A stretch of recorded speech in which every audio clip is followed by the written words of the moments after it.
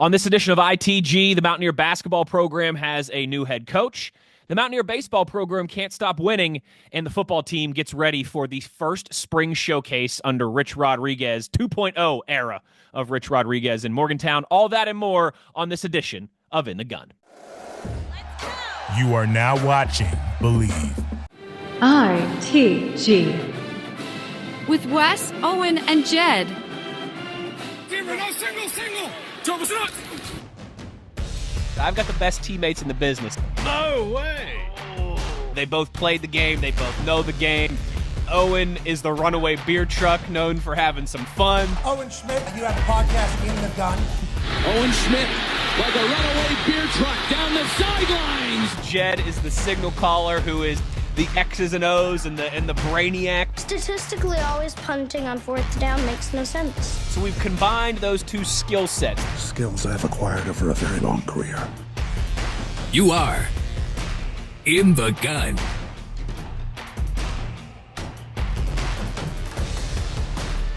Once you enter this family, there's no getting out. In the Gun, episode 237 of your new favorite WVU football podcast. I am Wesley Euler with the best teammates as always. We've got the signal caller, Jed Drenning. No Big O, the beer truck this week is rocking the beer trucking dad bod down there in Disney for a little Schmidt family getaway. So we hope they're all having fun down there in the happiest place on earth. And as always, a big thanks to our sponsors who make this happen. Everybody at Toothman Ford. We all know cars cost less in Grafton. A big shout out to our friend Rick Lewis and our friends at Fortis for roof performance and financial certainty guaranteed. You got to visit fortis.us.com. And of course, as always, to Johnston Equipment. Make sure you're checking out their location on Route 33 between Weston and Buchanan. Plenty to get into on this edition of ITG, Jed. We are just a few days away from the spring showcase, the newest iteration, I should say, of the WVU football spring game. We'll talk about that in a few minutes. But first, some noteworthy stuff happening around campus to get us started. And I think at the top of that list, finally, we had speculated about it last week, Jed, on our last episode, and one of the guys that we mentioned was Ross Hoge, who was at the time of last week, the head coach at the University of North Texas. We thought he was one of the guys. At that point, the Ben McCollums were off the list, and the Will Wades and some of those other guys, the Nedveds that we had talked about. So it felt like the short list was kind of down to Ross Hoge and a couple other names. It ends up being Ross Hoge as the 24th head coach of the men's basketball program, of course, following the departure of Darren DeVries after just 1 year. He has recently, Ross Hoge, spent the last 7 seasons at the University of North Texas, the last 2 as a head coach, where he was 46-23 over the last 2 seasons, went to the NIT semifinal this year, including a road quarterfinal win in Stillwater against Oklahoma State. So he got a jump start on getting a Big 12 road win here in the last week or so. And of course, Jed, I think important to note in the context of this as well, obviously a guy having spent the last 7 years at the University of North Texas. Him and Ren Baker have a relationship from the time that Ren Baker was at North Texas as well, too. So I think I said this to you last week, but I'll say it again. I do feel like Ben McCollum was number one on Ren's list, on everybody's list who wanted a basketball coach this offseason. And that was always going to be a tall task for Ren because he got a very late start to this dance, to these conversations with the surprise departure of Darren DeVries. It wasn't like last year where he was out at the forefront of this thing. And because Ben McCollum is an Iowa guy who I think clearly wanted to go to Iowa and wanted to go home. We thought that might have been a thing with Darren DeVries. It turns out it wasn't, but it was with Ben McCollum. I do think, though, that there's a real chance Ross Hoge was as high on Ren Baker's list as anybody not named Ben McCollum because of the relationship they have in the past. And so I know that this is maybe not the biggest name. Some Mountaineer fans wanted a big name, kind of sexy, grab the headlines hire. I don't think Ross Hoge is necessarily that. But, man, Ren Baker has nailed his basketball hires wherever he has gone, men's side, women's side, at WVU, at his previous jobs. And I trust that he's going to do so again here, has done so again here with Ross Hoge. That's the best way that we could sum it up, in my opinion, Wes, is in Ren we trust. What do I know? Again, I was looking when we hired Coach DeVries. I went on record multiple times saying the most impressive part of his resume to me was 2 jobs in 25 years. Well, what did that get us? 10 months? So who am I to assess, evaluate, weigh in? I'm nobody. That's who I am. Now, what appeals to me about Coach Hoge, other than the fact that he appeals to Ren, I like the fact that he comes up at multiple levels. A guy like that, when you look at him, he's coached his way from the junior college ranks up through. Yeah. That to me is a grinder.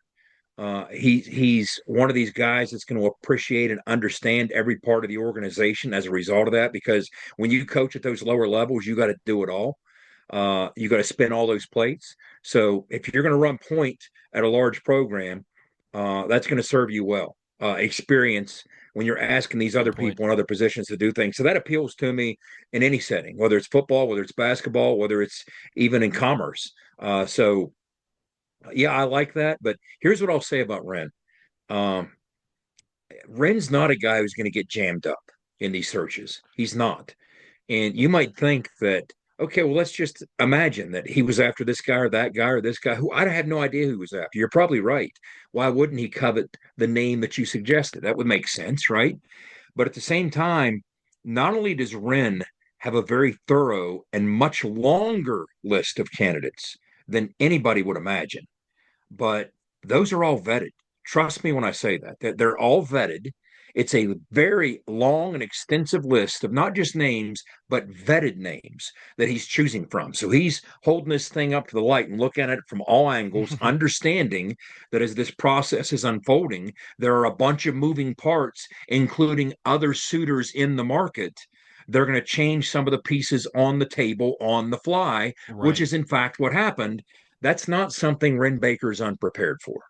So I settle in comfortably with the fact that Ren, I don't think he just seems happy, he is happy with this hire. And I think that's very good news for Mountaineer basketball fans moving forward. It's fun to watch a video of a guy, and I can't imagine what it's like to walk into the practice arena and you see Jerry West on the wall. Look, you might be a Dallas, Texas guy, but that carries weight, right? Yep. I don't Yep, care no what your doubt. name is or what part of the country you're from. When you walk into a facility and you see the logo up on the wall in large form, I mean, you're going to be like, all right, it's going to set in, it's going to be real, and you're going to appreciate it. I'm excited for Coach Ross. Coach Oj is going to do, I think, some fun things here. He's going to be a grinder. He's all about defense, and we've talked about it before. When Ren's looking at these things, and this is so far above anything I could even conceive of on the hardwood, but he has a bunch of metrics. He has things that he considers. There's certain types of things that he wants to satisfy in a coaching search. Very lengthy, very extensive, but he's not going to get boxed in. He's not going to get ambushed. He's not going to get, hit in the side of the head with something he doesn't expect. Uh, he's been through this enough and had success with it enough that he's prepared for pretty much any situation. And so I'm confident that we got our guy. Yeah, I think so too. And while, again, while it maybe wasn't Ben McCollum or Nico Medved or one of the bigger names, if you will, man, Whatever. Yes. a lot of people loving this hire as well. Still, I mean, you and I were laughing at some tweets. Miles here, who covers North Texas, he says, it's incredible to look back on everything that Ross was able to do in his time here at UNT. The country roads will treat Ross perfectly, and West Virginia fans have the next big thing, and a lot of big fans and ourselves. And then you pointed out this one to me, Coaching Changes, which is an account on Twitter that covers college basketball, had a kind of put this pretty well, said, West Virginia Nation, support Ross Hoge with everything you have, and you'll be so happy you did. He fits WVU much better than most realize. Hard scrabble dude, treats people right, elite talent evaluator, but above all, his teams play with tremendous, in all capitals, heart, grit, and pride. And Jed, when you ask WVU fans what they want to see from their team, those are some of the adjectives that are at the top of the list. you brushed right up against and came just short of saying hard edge, That's right? right. I mean, that's about the only thing missing from that description. So why not? I mean, it fits West Virginia because West Virginians through and through are all about it, that blue collar mentality. Uh, they appreciate kids playing hard in any sport. So it sounds to me like a good fit, but it doesn't matter what it sounds to me like. What matters is it was the guy that Ren Baker hired. And I have a lot of faith in that just because of that. So that's kind of the way I settle on it. Yeah. And it's nice to have it behind us so we can launch into an entire off season and get to the typical business of modern sports, and that's completely overhauling and rebuilding your roster again because it's a new season, right? I mean, that's I the will nature of say, the beast these days. I will say this for Ren Baker. I hope he doesn't have to do that. I hope he gets a little bit of break from doing this. I mean, I saw him at practice Saturday.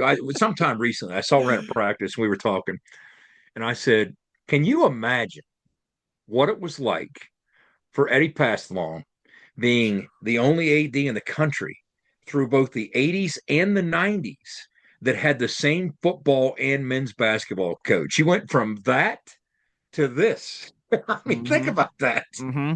And he's like, "I can't even imagine," so. Jed, it's like it's kind of like this. I had our so we have an appliance guy, right? When something goes wrong with something in our house, his name is Rob. Rob was just at our house probably a month ago because our dishwasher broke and we had to get a new one. Tried everything to fix it, wasn't going to be worth it. Better off to just get a new one. Now, 5-6 weeks later, our dryer wasn't starting for some reason, so I try every different troubleshoot thing. Same boat. I'm like, I gotta get Rob back. So Rob was over today, right? Takes him like 20 minutes. Fixes the dryer. Just needed a new part on the belt or something like that. No big deal.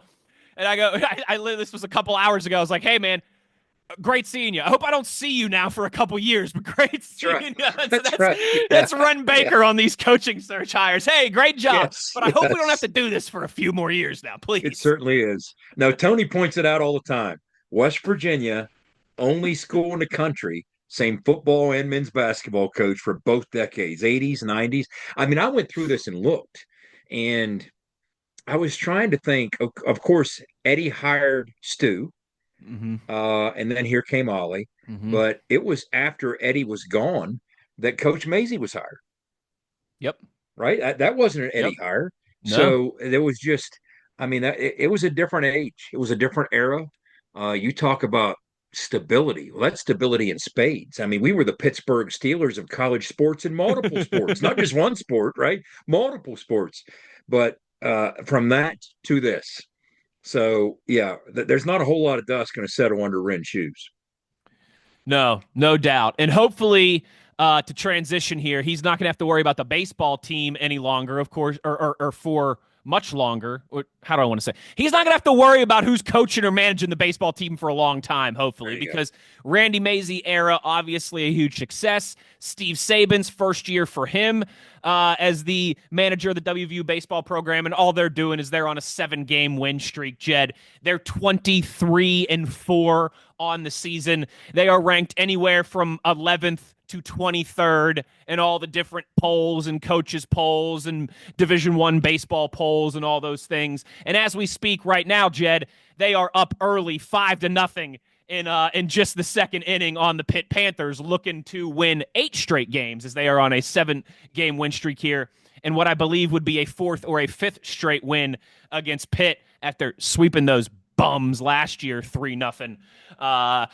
So, hey, so far, so good. I feel like we've been saying this, but we're going to continue to give them, 90 seconds of our time here on every episode for your 23-4 and nationally ranked and just had a big win against Ohio State and jumping out early as you and I record this against the Pitt Panthers. Jed, this is a team that won a regional last year, went to the Super Regionals, and, man, certainly looks like they could be on that path once again to making some postseason noise. What's this say about the Big 12, Wes, in the sport of baseball? We're 23-4, but we're 4-3 in the Big 12. And when you look at the 3 series that we've played, I mean, it wasn't that long ago. We've talked about this at Holly Field. We kind of felt like we were on par with the Pitt baseballs of the world, right? Well, we have leaped so far beyond that when you look at what's happened in the Big 12, it's been such an interesting start. to this season. I mean, we went to Stillwater for the opening series of the Big 12, dealt with all those issues that were impacting play. We got one game in, we had 3 scheduled. We come home, we host Arizona in this odyssey that never ends on Friday night. So we end up losing that series, but we did win one of those 3, but we had that what was it, 17 inning game, 16 inning game innings, on Friday I night? think, yeah. 16 innings. So we come back the next day and we beat them, and then we get knocked off on Sunday. And then the other series that you're looking at was a trip to Provo. Now, not only were the pictures awesome, but it looked like 3 softball games. I mean, apparently the 1916, Jed. 1916, Jed, winning a a baseball game 1916. That's like the Geno Smith 70-63 win. Yeah, well said. Hey, you threw for 650 yards and 8 touchdowns. You must have killed him. No, we only won by a touchdown. Hey, you scored 19 runs. You must have killed him. That is no, the baseball version 16. of that. I mean, this is a softball beer league score. Well, Wes, the day before that was on Saturday, the 19-16. On Friday, they won 20-6. And then in the opener, they lost 14-5. I mean, this was like, I think both sides were using these turbo bats that everybody's talking about. Right, the Yankees. Right. It's almost like the scores were, when you think back to the Mazeroski World Series in which the Pirates beat the Yankees. So much is talked about of that Game 7 walk-off home run by Mazeroski, right? Well, the Pirates won that series 4-3. But what people don't talk about is their 3 loss. They actually got outscored in the series, if I'm not mistaken. They got blown out 3 times, won 4 close games. So they were giving up tons of runs. It's almost like, look at these scores of some of these games. It's like, wow. I'm like, is that, I don't pay much attention to BYU baseball. Are scores like that regular up in the mountains? We'll have to check into that. Yeah. Yeah, you'll have to check into that. We'll have to bring our buddy Andrew Caridi back on at some point this offseason to talk about the baseball team with us, and we'll have to ask him that. But yeah, I can't imagine you score 16 runs in a baseball game and lose. I'm no baseball savant, but I can't imagine that happens at any level very often. 16 runs. Now we got to test the theory. We got to test the theory before we jump out and go to break, Wes. Because we have to mention, anytime you beat Ohio State at anything, that's worth mentioning, right? Mm-hmm. But when you beat Ohio State on April Fool's Day, all right? Now, what's April Fool's Day to baseball people? Sid Finch Day. Who's Sid Finch, Wes? Do you know who Sid Finch was the Giant, right? Is he the San Francisco? No, he wasn't the Giant. Giant? Okay. No. Here we go. See, this is what this is. It was before your time. That's why you have more than an excuse to know this. My buddy and I were wondering, because each April Fool's Day, I tweet this, okay? And it's been 40 years since Sid Finch, 1985, April Fool's Day, 1985. What Sid Finch was, those my age that are on the podcast listening, I'm hoping and I'm confident you know. Sports Illustrated ran a story on April 1st in the issue about this pitcher, this weird Buddha-like pitcher that was so eccentric and off the field, and he played strange instruments, and he wore one boot, and he walked on the beach with one boot on, and they built a tent at spring training so nobody could see him pitch because they wanted to hide him from everybody. They claimed he had 168 mile per hour fastball. Okay. And this was in Sports Illustrated, the cover story in Sports Illustrated on April Fool's. Now, they didn't mention it was April Fool's. They just ran it as a regular story. Oh, he's about to change the game of baseball. Well, what I remember, being a naive at the time, I would have been a naive 14-year-old sitting in art class with one Frank Puskas. And Frank Puskas was one of a kind. God rest his soul, may he rest in peace. He was an all sports nut, and he made art class just awesome, but he was a curmudgeon. He was a grouch, my favorite kind of guy. I always tell my wife, I like grouchy old guys because one day I want to be one. He was a grouchy old guy. Well, when I showed him that story, he called BS right away. He wasn't having any of it. And I'm like, Mr. Puskas, it's in Sports Illustrated. It's Sports Illustrated, dude. This isn't some slappy tabloid. You're such an idiot. There's no truth to that whatsoever. 168 miles an hour. Get out of here. 168 miles per hour. They said he would put a bottle on a stump and throw at it, and the bottle would vaporize. You wouldn't even see the ball. But I mean, this story was incredible. All right. Well, anyway, they came out and said, okay, that was an April Fool's joke. Well, what they did in code, like the opening sequence to the story, the opening paragraph in bold above the story, the first word of each letter or each word in the story, like he's a pitcher, part yoga, whatever. Okay. It's spelled Happy April Fool's Day. Yeah. And only after the fact do you go back and look. But it was like, I was talking to my best friend, my best friend's a big baseball junkie, and we're like, okay, people our age, what percentage of sports fans our age do you think remember that? And I'd say because I asked other buddies my age, and they're like, I'd have to think 70% our age. Now, Yeah. you have no reason to know this, right? But if you're my age, that was a life-changing event. For sure. Sid Finch was like, I will never forget Sid Finch. And that's why I do an honorific and post in his tribute each April Fool's, because April Fool's to me is Sid Finch Day, and it always will be. That's fantastic. But I couldn't let that pass. And we beat those Buckeyes on Sid Finch Day 9-6 in C-Bus at that. So well, hey, no April Fools either. One of the plays that one of the Mountaineer outfielders made was number one on Sports Center catch from that robbing a home run and then throwing a guy out at first base. So yeah, hell of a start to this campaign in year one for Steve Saban's.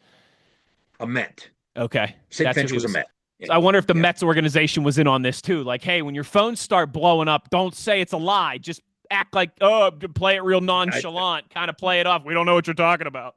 I'm trying to come up with something that's similar, and I just can't. I can't come up with a similar story in all these years on this earth, in sports or otherwise. If you have one, put it in the comments. First of all, put it in the comments if you remember Sid Finch. I hope you do. And if not, look it up. My buddy told me, I just reread the story 2 weeks ago. One of my friends told me. But anyway, back to you. Well, that'll do it for our intro here, our Around Campus segment. Big welcome to Ross Hoge. Big shout out to the baseball team.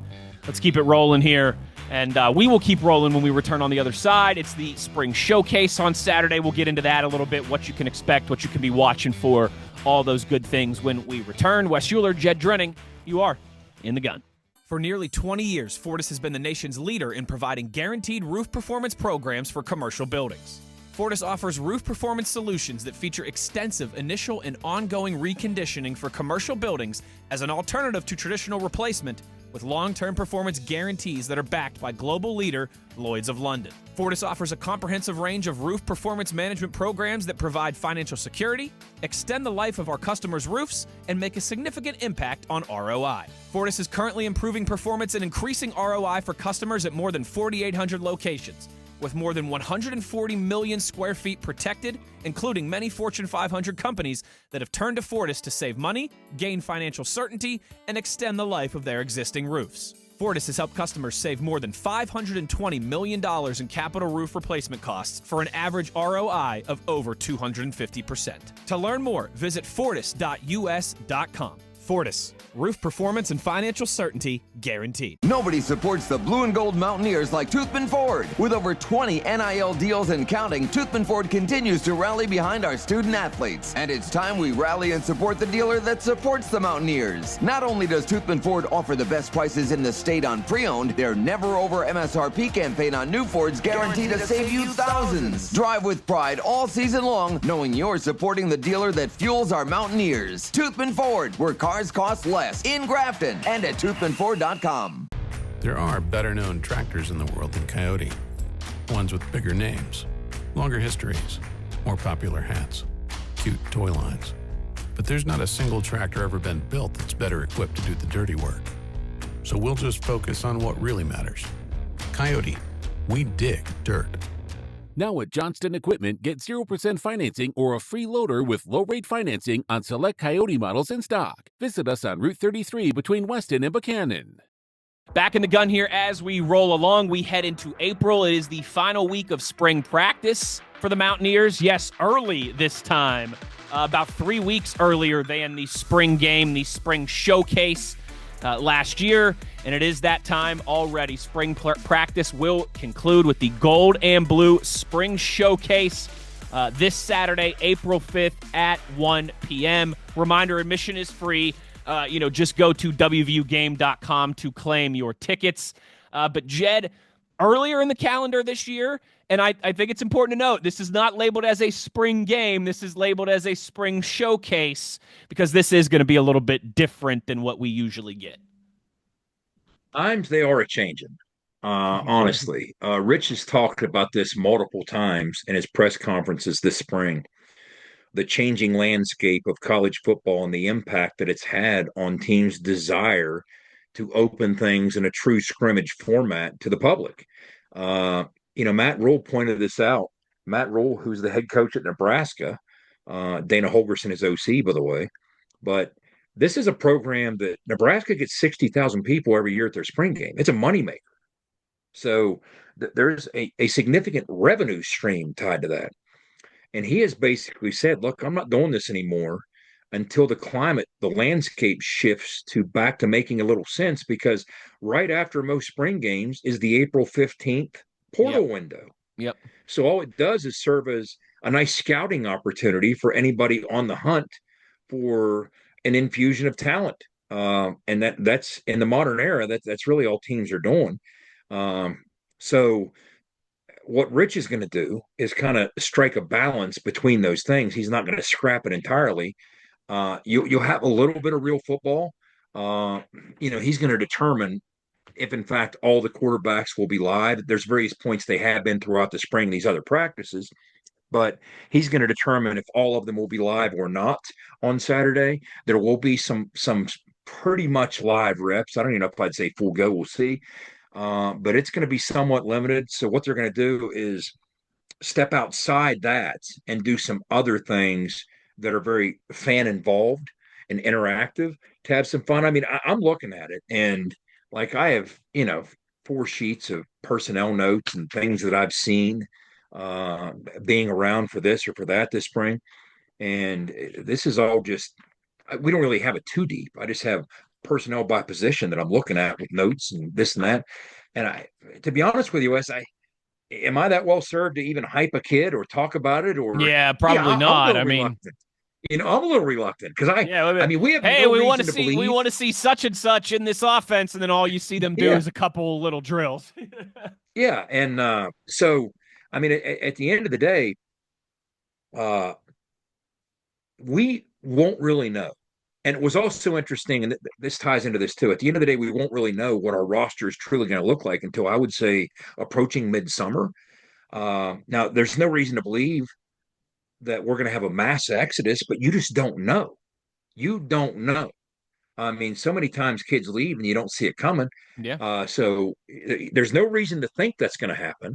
But you're always going to lose some kids you don't expect to lose. Who knows? And I know we're interested in bringing some in. Now, when it comes to the 105, and you and I very thoroughly broke down what the 105 means, Rich said just a couple of days ago when asked, he would like to be at his 105 by July. And I think that's optimal. That would be ideal if that's the case, because not only does that put you in position to know exactly who and what you're working with 2 months to go. So you can go all the way through OTAs in July. You can go all the way through camp with your 105. You're not wasting reps on people that aren't going to be here. But also, it does right by the kids that aren't going to be here. I mean, the last thing you want to do is cut a kid the week school starts, which is when you have to be down to your 105, and he's left scrambling for some other opportunity when he's no longer a West Virginia Mountaineer. So that is something you'd like to avoid if possible. You're going to do what's best for your team. But in a perfect world, you'd also like to do what's best for these kids and give them somewhat of an opportunity to land somewhere else if, in fact, they're not going to be wearing the old gold and blue. So if we're at the 105 by July, and there's a host of reasons he'd like to do that, from the rev share model on down, payments, et cetera, there's a lot of reasons that would be a nice clean break if July 1st we have our 105. That would be great, because now you're building towards something. And those other kids, those 20 plus kids, because we don't know how the numbers are going to work out. We're 125 plus ish, and we're still going to add some more in that April 15th window because we have needs. Some kids will leave on their own, whether you want them to or not. Not to say you want any of them to leave. Sure. But some will. It's the portal. You're going to have an influx of talent. Now, it's not to the same degree that the December portal window tends to be. And traditionally, we've talked about this on the show before, prices go up when you're looking at acquisitions in that portal window in April, because the pieces in the market recognize it's your last chance to get things right. But that's somewhat of a two-way street. It's also their last chance. But so how's that for a spring preview? I mean, is there a position you want to talk about? Is there I mean, you're going to limit what Jaheim White can do? I mean, and again, this is not, I think you laid this out nicely. This is not just a WVU thing. A lot, if not most, in fact, the majority of programs are doing this now and tweaking their spring game. You mentioned, this will be the first time that WVU's isn't going to be broadcast since we can't remember when, and a lot of other. I mean, Jed, just last year for the spring game, it was a huge deal because McAfee and Pat White were coaching. I mean, it was a big broadcast and all this. I'm and interviewing now, both of them during the game. Now there was a radio and a TV broadcast last year. Now, things are, but this is not just a Rich Rodriguez thing. It's not just a WVU thing. So I'll tell you this. This is what you need to know for the spring game. You'll never have a more convenient, easier day out than Mountaineer Field, okay? I'm telling you, you drive right up to the stadium with no traffic. You could park in the blue lot, the light blue lot, the wherever you want to park lot right by the entrance. It's easy peasy. The Almost Heaven Village stuff, if you have kids, they'll love it.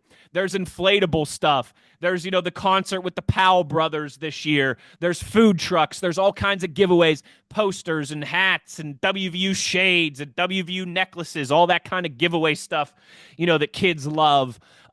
You can go into the stadium. You can sit wherever you want practically.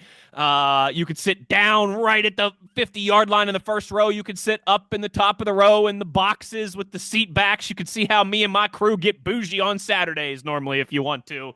And Jed, what I think is kind of the coolest part of all this, soon as the game or practice or showcase or whatever you want to call it now is over, you and your family or your friends or whoever can walk your butts on down to the field and take pictures and go down onto the field and have access for a half an hour after practice down on the field to, within reason, do whatever you want. You don't get that type of access to Mountaineer Field and this team and all those different things any other day of the year except for the spring game. So it's a really fun Saturday out with the family. And for those wondering about the forecast, let me do my best Joe DiNardo here. Scattered showers in the morning expected, but then it's supposed to clear up. Looks like it's going to be nice. Chance of rain. So keep an eye on that. But it's weird to have this conversation when we live in the same world where conversations are taking place between Dion at Colorado and Fran Brown at Syracuse about petitioning the NCAA to have Syracuse play Colorado for a spring game. Look, if you fix the portal windows, a bunch of coaches would be, and Rich has even said that. Mm-hmm. He's like, I think that's a great idea. We got to lean more into the types of things the NFL does, and the NFL does that. They'll bring a team together. You see this all the time with the Steelers, Wes. 2 or 3 days, they get together. They go skelly. They go inside drill. Yep. They run some scrimmage, some thud, some lot. So why not do that at the college level? Well, I'll give you the why not, because the portal's right after that. You can't do it until that's addressed and until everything is on a little more solid footing than it is right now. And relatively speaking, that takes very little to be more stable than it is now in terms of roster and roster attrition and roster management. If you can adjust those things and have some sort of commitment on some level that a player is going to be there, let's start with at least for the year. And at the end of the year, whatever. Okay, right now, there's twice a year they can leave. I mean, they're not only playing a contract year as a free agent, but imagine the contract year as a free agent twice in one season. That's twice in one calendar year. That's what you're looking at. So, yeah, we can adjust a lot of things once some fixes are made, but we're a long way from getting to those fixes. Even with the rev share, Wes, it's interesting, and I'm going to avoid going out in the weeds with this, but I do want to make a couple comments. There are 30-some state laws now with the rev share that could impact what you can and can't do with the House decision, the House settlement, which is going to dictate the rev share model. There are 30-some state laws and provisions that will impact it. Some saying, hey, you have to do this with your student athletes. You have to treat them like an employee. You can't do this with them. You have to do. That's why they say that you need some sort of congressional intervention for uniformity across all 50 states and all programs. We don't have that right now. And there's even some things afoot in West Virginia to try and keep up with the Joneses. A bill or two that is going to be considered. So we'll see where all this lands. But right now, even that piece of it's unsettled.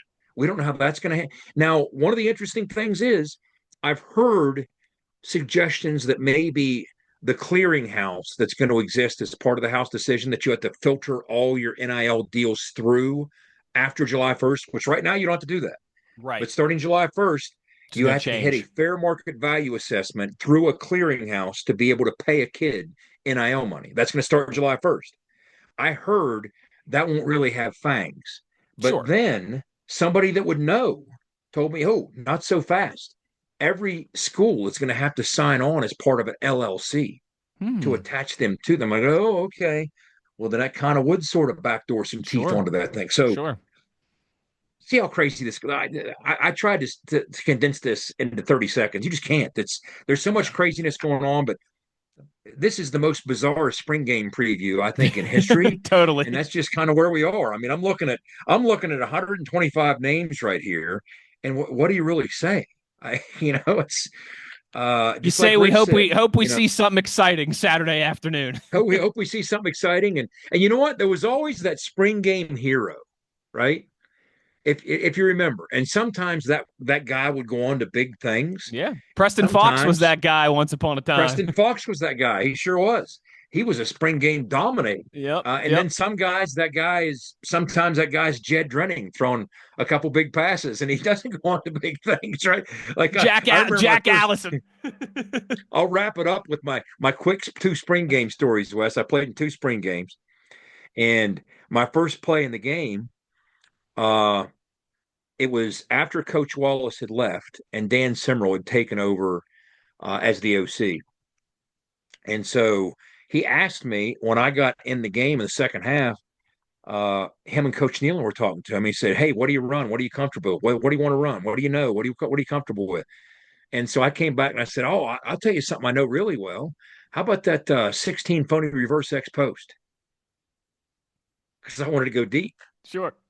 And they looked at me and said, yeah, run it. Okay, call it. And so I went in and I ran 16 phony reverse, faked the reverse off the 16 action. And I hit Jonathan Allen. There's a name from the past, the J-Rock, Jonathan Allen on a deep post. I thought I overthrew him by 10 yards, but of course it was hard to overthrow Jonathan Allen. He turned on another gear. He caught that thing. And then the next year, I threw a touchdown pass to Chris George. And it was on a post corner. Chris ran an incredible route. And I come off a play action fake. I don't know, it was 30 some odd yards. And I couldn't even see Chris. I just knew my landmark back by that pylon. And I knew where he was supposed to be working towards. So I targeted that pylon and I heard the crowd go nuts. And of course, Chris did a Chris George thing and dove and made this acrobatic catch. And the crowd just loved it. Now, what happened was Rich was at the game, who was currently the head coach. He'd taken the Glenville job, and he was already working to get me and Chris to transfer to Glenville after that spring, right? And he stood. I'm trying to remember who he was with on the sidelines, but he told us later he stood next to whoever he was standing with after that touchdown pass, and he nudged him in the side and said, "Next time you see that, they'll be wearing royal blue." And we were playing awesome. the Glenville State Pioneers. That's fantastic. So those are my spring game stories. Yeah, that's fantastic. I love it. Well, my spring game story, I shared this a week or two ago, but I once got Pat White to sign the tab of a Natty Light keg my sophomore year of college. So you never know. Maybe you get to run your dream play. Maybe you get to have your hero sign something. You never know what's going to happen at the spring game, but it's free, it's fun, it's easy, it's a nice just get yourself out of the house this time of year as well too. So hopefully we'll see plenty of you down in Morgantown on Saturday. But that will do it for this edition of ITG. Thanks to all of our presenting sponsors. Thanks to our guy Skyler for throwing this together for us as always. For the Disney rockin' beer truck Big O, the signal caller Jed Drenning, I'm Wes Schuler. The one thing we ask of you is to be an ear and tell an ear about your new favorite WVU football podcast. Take care, everybody. We'll talk to you soon. You've been In the Gun. ITG. The fun doesn't have to stop here. Be sure to hit subscribe and never miss an episode. If you have any questions, suggestions, or feedback, be sure to follow us on X at In the Gun Podcast. Join us again next time. Until then, tell an ear to tell an ear about your new favorite WVU football podcast.